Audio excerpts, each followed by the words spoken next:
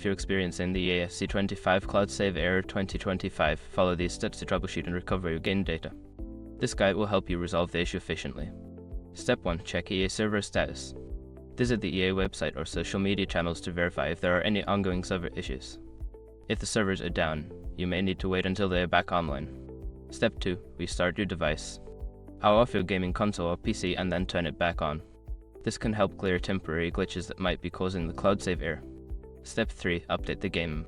Ensure that your game is updated to the latest version.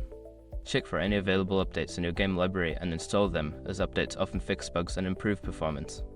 Step 4. Clear cache. For consoles, clear the cache by unplugging the device for a few minutes. For PC, you can clear the cache by navigating to the game settings and selecting the option to clear cache or temporary files. Step 5. Contact EA support. If the issue persists, reach out to EA support for assistance. Provide them with details about the error and any troubleshooting steps you've already taken to expedite the resolution process. By following these steps, you should be able to resolve the cloud save error and continue enjoying your game. If problems continue, keep an eye on updates from EA for further fixes.